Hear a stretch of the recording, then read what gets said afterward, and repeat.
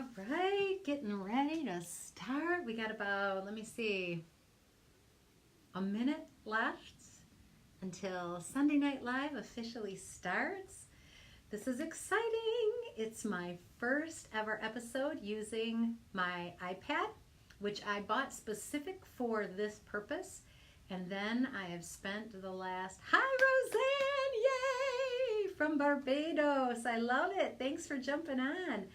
I was just talking about how I got an iPad specifically so I could use it for this broadcast, and this is the first time I'm using it, and so far so good. I think the video quality is awesome. Paula, thanks for jumping on. So good to see you. Let me see. So now I can look at my, like we don't even wear watches, right? We just use our cameras. Our phones. And it is 6:59, so I still got a minute or two. Davin, welcome. Glad to see you. We're going to invite Davin to be on. And he's going to hang out in the corner there while we get ready to launch this broadcast. That's pretty cool. Yay! Hi, Davin. Welcome. How you doing? I am great, and I'm so glad to have you. I'm really excited. This is going to be Glad to be. great. Thank you so much for taking time out of your Sunday to be on Sunday Night Live. My pleasure. My pleasure. Appreciate it. And thanks. Oh, Shay's on here, and we've got Eric. Eric, I'm so glad to see you. I wonder if you're in town or on the road, but either way, thanks for being here. Awesome. All right. Well, it is 7 o'clock.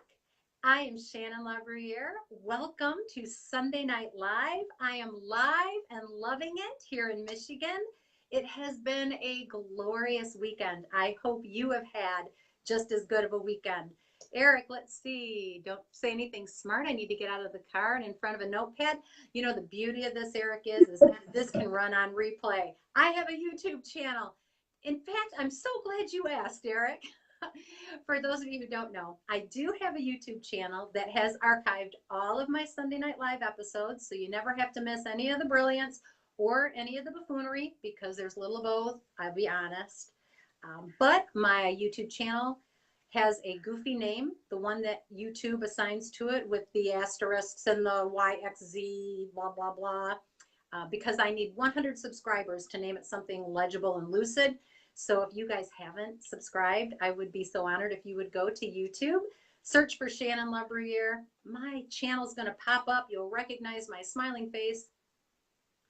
And then all you have to do is subscribe, and you'll get me one closer to being able to name it Thrive and Change, which is what we talk about on Sunday Night Live. So I hope you do that. So with no further ado, let's start talking about purpose. Davin, I'm going to be brutally honest. Until about 5, 6 years ago, I was convinced that everybody else on the planet had a purpose except for me. I decided I was a multi-purpose person. I didn't feel like I did anything great. Didn't feel like there was anything distinctive about me. I felt like that my claim to fame was, if you asked me to do it, I'd give it my best shot, and I'd probably be okay. And I was so frustrated that I didn't know my purpose. And as a Christian, as a person of faith, I had gone to many meetings and church services and seminars that all told me I was a woman of purpose, and yet couldn't figure it out. So, Davin, talk to us about purpose tonight. And before you start, for those of you who want to, if you've got a comment or a question, type it in and post it, and we'll absolutely ask Davin to address it, because he's the purpose guru. I've just designated you such. Thank you, sir. All right, so let's get started. Tell us a little bit about yourself and your purpose journey. Wow. Well, thank you again, Shannon, for allowing me to be here. It's an honor to be having time here, spending with you and your listeners, and a little bit about me and my purpose journey. I would say that purpose was not even a word that was even on my radar 5 years ago. I had actually read a book about 3.5 years ago called Halftime, and in that book, started to ask myself some questions. What is it that I'm really here for? What is it that I love to do? What is it that I'm good at? What is it that the world needs? What is it that we could get paid to do? And where do all these things intersect? And these are questions that I had never really asked myself, right? I mean, we get told, go to school, get a great education, pick a topic that you think that you would like or be good at, and, you know, pick a career path and kind of stay on that track. And, you know, a lot of people say that they go through midlife crises, you know, when they hit that kind of 40 mark. And Bob Buford of Halftime says that that's mislabeled. He says that everybody between the ages of 35 and 50 realizes that at some point in their life, they want to stop chasing success and they want to start chasing significance. Ooh, And I like yeah, that. yeah, yeah, Yeah, that's so true, at least for me. yeah. And so I realized that that's what I was doing. I was chasing success my entire life, and I Yeah. was something was missing, and I needed to start chasing significance. And that's where this idea of purpose first came up a few years ago, and the floodgates sort of opened after that. Okay. So the difference between success and significance, what's the difference for you? That's a great question. So the difference between success and significance. So as Bob would say in his book, you can be successful and not be significant, but it's impossible to be significant and not be successful. And Okay. the way that I look at those two words and distinguish them is success is very me focused, right? Success is about, you know, what have I done, list of achievements, you know, people driving whatever cars and living whatever houses and Yeah. lifestyle, right? Yeah. Significance is what you do for others. Hmm. Significance is outward. So the Okay. question is, are you measuring achievement based off of what you've done for yourself, success, Yeah. or based off of what you've done for others, significance? Okay. So yeah, and we've been fed sort of, at least here in the United States, and we're in an affluent society, especially compared to a lot of the world. A lot of what we've chased, we thought was significant, but actually wasn't. And then the success piece is sort of empty. For myself, I know I never really chased success, but I didn't chase significance either. I sort of just kind of kept plugging away, doing what I do, trying to add value to people here and there. And I had a big shift, like I said, about 5, 6 years ago, when I realized that there had to be more. There had to be more than just putting in my best and coming home at the end of the day and impacting my family, certainly, but there were so many other people that needed something that I had. And so my exploration of purpose started. So when you started exploring your purpose, what did you find? So, you know, I looked back and the first thing I said was, what have I spent the last 20 years of my life doing? You know, when you look at from a career standpoint, you know, if I look at the last 2 decades, I could say, well, sure, I spent some time in marketing, I spent some time in operations and retail, I had spent some time in human resources, and I can lump all those things together and Yeah, then say, how can I use this? yeah, But those weren't really the right introspective questions. What I really needed to do was step back and say, where have people thanked me in their life for time that I have spent with them? And what did I do in those instances that caused them to thank me? Because there's something there. And so I started to look back and I realized, you know, and there's a lot of people who are probably watching this and listening to us that share a common faith, whether you do or you do not. But there's these things called fruits of the spirit, right? And so and different giftings and talents that we've been given. And so one of those I believe was the gift of encouragement. So when I looked back, I realized that something that I had consistently had done was encourage others. And I went, yeah. okay, so whatever my purpose is, encouragement fits in that somehow. Okay, Somehow encouragement is part of that. And so that was one aspect, right? okay, And then I went back and looked at other aspects and said, well, what are some other areas where people have thanked me over the years? And some of that was in listening and providing feedback, in a hmm, sense, coaching. And so, okay, well, coaching is a part of it's okay.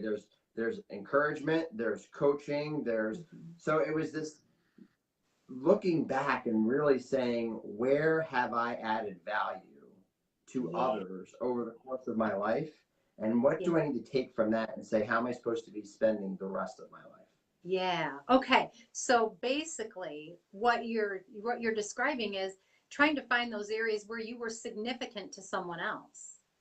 That Correct. your significance was not isolated. It was because you were having impact on somebody's life and looking for those times when people thanked you, reached out, and tried to pull together those threads to make some kind of a pattern.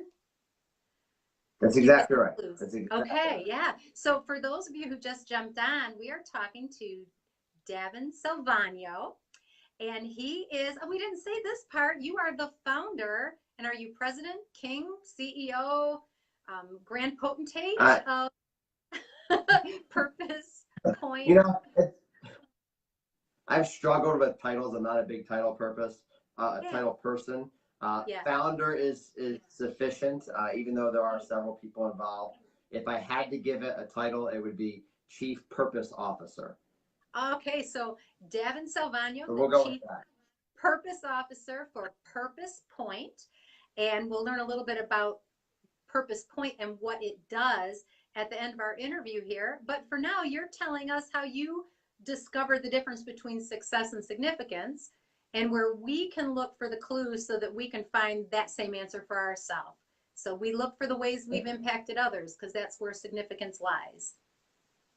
That's right. Yeah? Awesome. Okay, good. So how did that all come together? Davin, what is your purpose? In a nutshell. Yeah. I'm ready. So this is going to sound almost kind of, cheesy, right? But my purpose, I believe, is helping other people find and discover theirs, and then connecting them to the resources that they need to live it out, and then encouraging them to relentlessly pursue it. Wow. So why does that sound cheesy? No, nobody thinks that sounds cheesy. That sounds awesome. Well, whenever you ask someone, like, what's your purpose, and you say, oh, for me to help you find yours. That's a kind of a cop-out answer, right? But I honestly believe hey, you're getting a bunch of hearts. That's not a cop-out. It really isn't. Somebody has to be the wayfinder. And like you said, purpose hasn't been a part of our conversation for many, many years. And now all of a sudden, it almost feels like a buzzword. Almost, right? Almost. And that's something that I'm even concerned about too, because you can't go on LinkedIn or Facebook or Instagram without seeing purpose everywhere. I mean, there's books being written about it, there's movies being written, but the thing is, this isn't something new. It's 2019, but this idea of purpose it's not a word that we've recently discovered. It's always been there. I mean, this morning, we were watching, my kids and I were watching Moana, the movie. It's a kids movie. My favorite. I love Moana.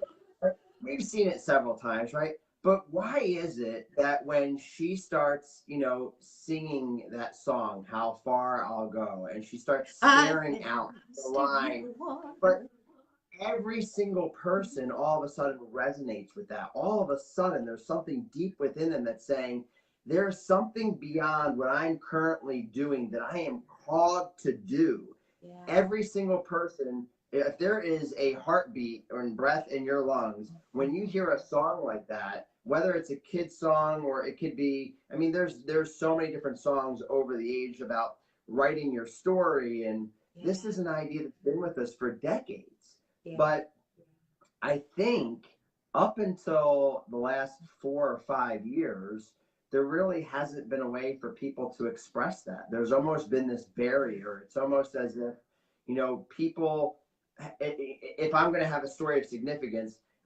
other people can have that, but I can't, right? Other people are in movies, but not me. Other people are celebrities, but not me, right? So we marginalize ourselves, and we put ourselves in whatever career we have found ourselves in, whatever circumstance we have found ourselves in, and then we live vicariously through movies that tell those stories, right? We live vicariously through watching, Rocky say quotes like, you know what you're worth, go out and get what you're worth, but don't blame this person or that person or this person. We live and wonder, well, what if? What if? Yeah. But the reality is that each and every single one of us what has the same opportunity as all of those people. The difference is that they, like Moana, jumped into the boat, went out beyond the reef, and chased it. Going. I'm going. So are you hearing this? Are you hearing this, people?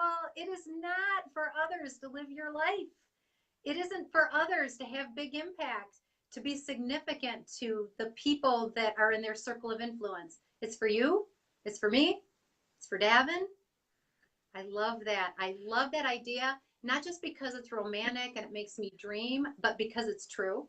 It is absolutely true. So, Davin, step one for living our purpose, what do you think? What do you suggest? How do we start living that? We believe it, we see it for others. How do we jump in and make it happen for ourselves?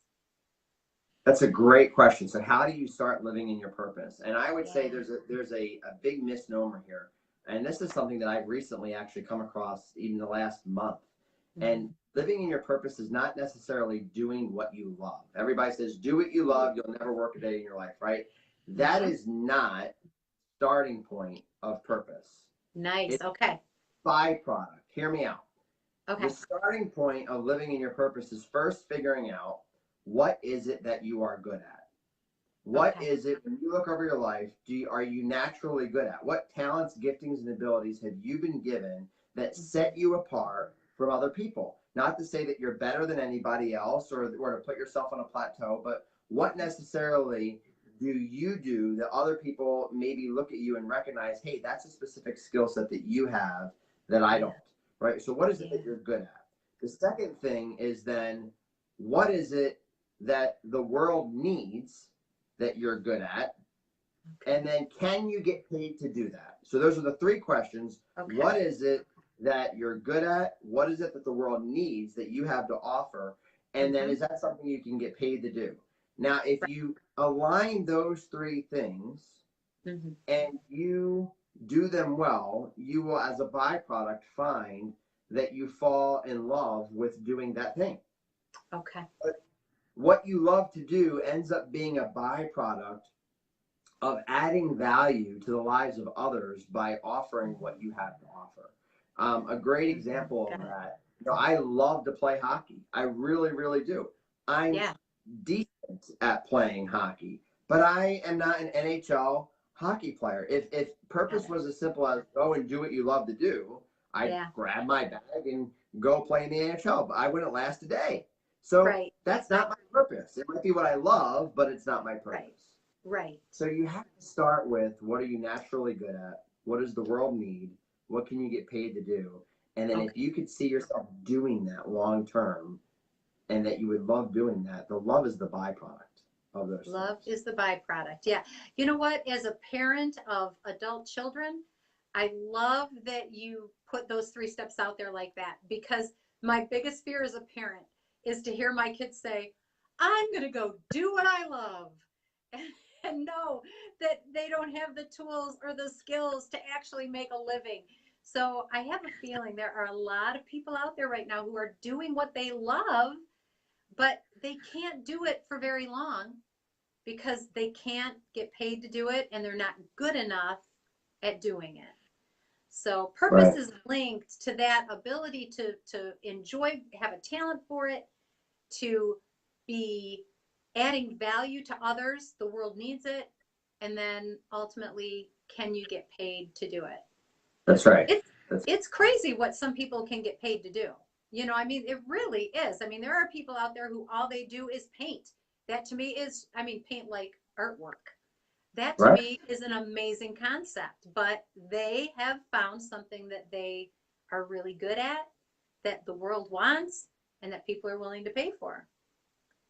And if you think of that, think about some of the greatest artists of our time. Think about Michelangelo and the Sistine Chapel. Think about Yeah. Beethoven and Mozart and the music Mm-hmm. that they wrote. They found something that they were good at, whether it was painting or music, Mm-hmm. right? Mm-hmm. They relentlessly pursued that. They realized that in that season of time, the world needed those things. The world needed the Right. art of Michelangelo. The world needed the music of Beethoven and Mozart, right? And they were good at it and they could get Mm-hmm. paid to do it. And ultimately, they fell in love with doing that thing. It became their identity, it became their purpose, and it became what the world remembered them for.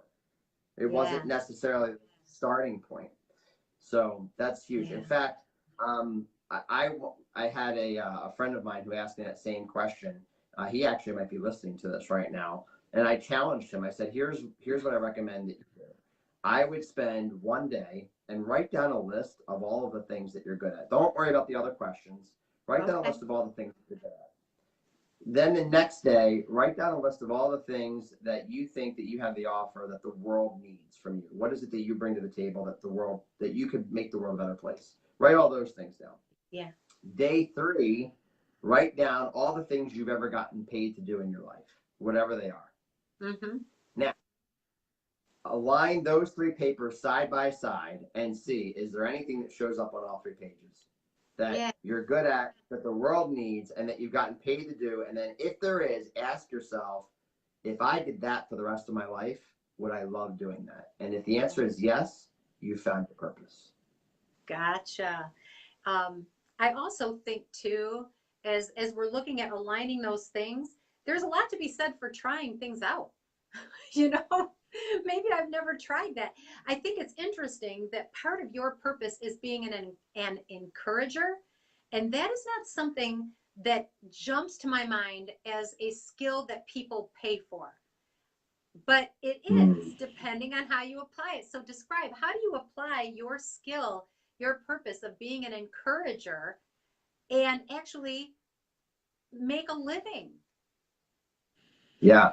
Well, there's different ways to do that, right? So in my specific skill set, in terms of being paid to encourage, I mean, obviously I do some public speaking and motivational speaking, and that's where you can get, paid to encourage, right? And then on the coaching aspect, you can get paid to coach. Sure. But not Yeah. everybody can be a public speaker. Not everybody can be a coach. In fact, Right. public speaking is the number one fear greater than death. There's a lot of people that Yeah. wouldn't even be on this live thing on Facebook right now, right? I know. But that doesn't mean that if your gift is encouragement or your purpose is encouragement, that you all of a sudden have to be a motivational speaker.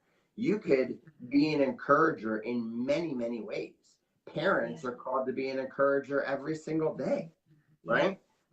But Yeah. whether it's in a leadership position, Right. leadership encouragement is critical for leadership. There's a Yeah. lot of different industries that you could be a leader in, whether that's management or whatever the case is, that encouragement is essential. So you might Perfect. Yeah. realize, hey, encouragement is one of my things. How do I apply that in whatever it is that I'm getting paid to do? Yeah.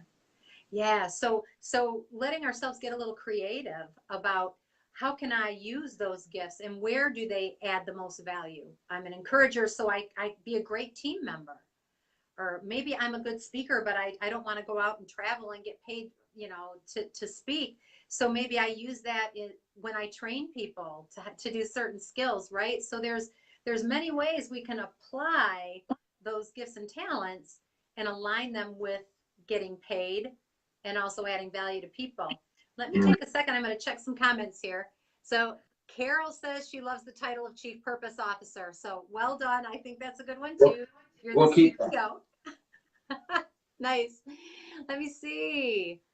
All right. So with that, I want to talk a little bit about a big event coming up, an inaugural event. I am super excited about this event. It is the Purpose Summit and the very first Purpose Summit ever being held right here in Detroit. Tell us about it. So we are really excited about the Purpose Summit, which we're only 3 weeks away from. It seems very, very surreal. And this is definitely something that came together over the last 6 months that has grown beyond what we thought it was going to be. It was originally going to be a one-day workshop at Baker College, and then the demand for it was to be something bigger, not to be this typical conference that you go to and you get motivated and you come back and then by Wednesday you've lost it, right? This was about how do we create something that truly helps people figure out what their purpose is and take a step back and look back and say, am I operating in that? And if I'm not, what do I need to be doing differently?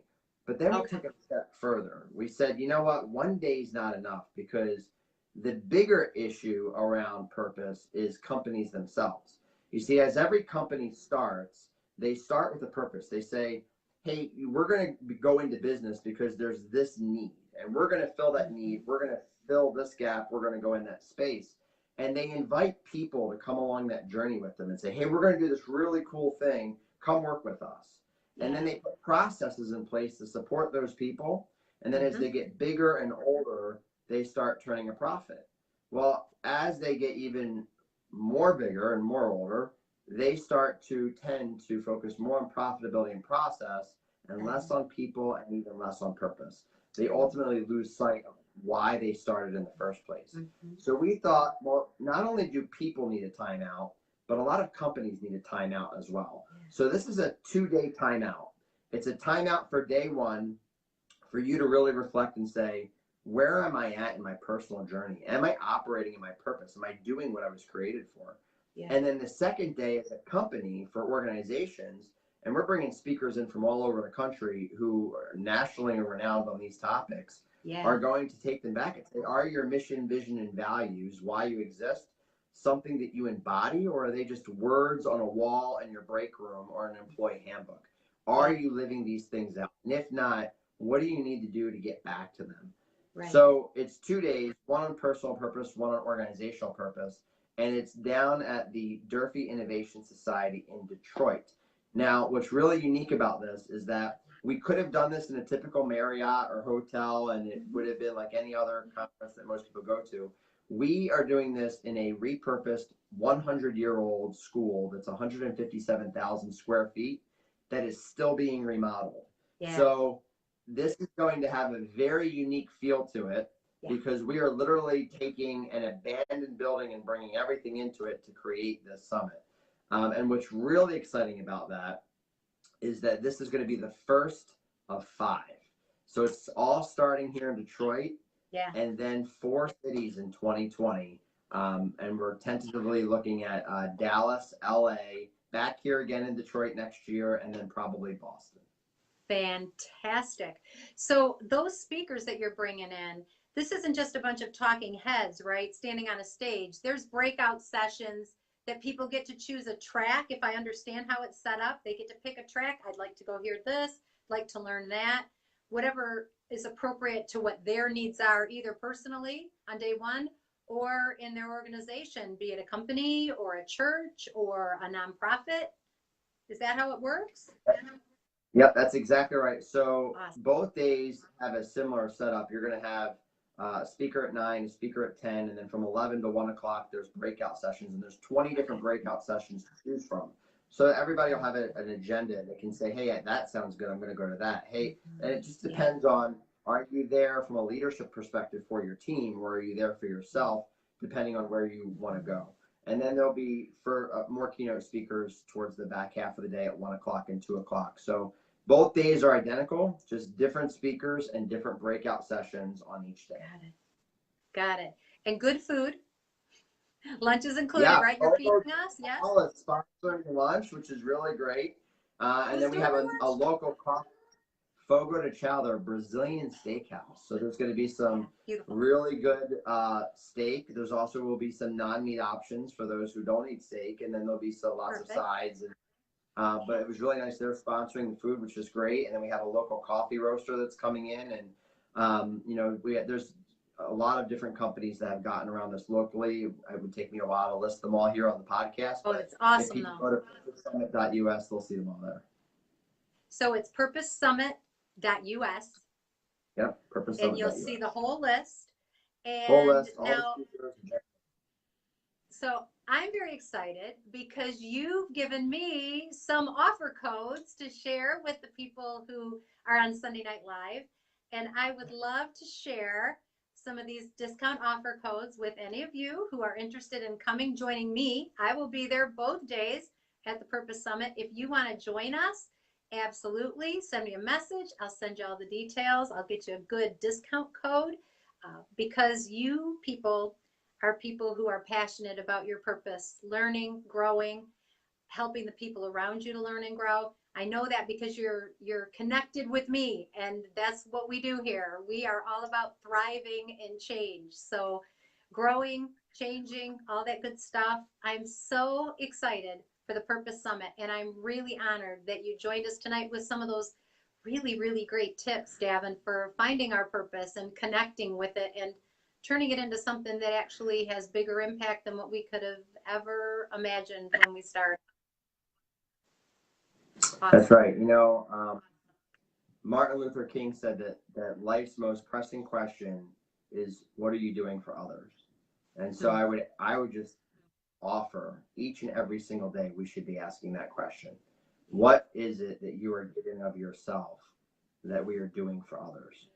Right? And if you can go back at the end of the day and look back and say, I impacted this one life, whether it was just a random act of kindness at whatever job that you're at, or whether it's encouraging through a venue like this, the Yeah. world is a better place because you got up that day. Awesome.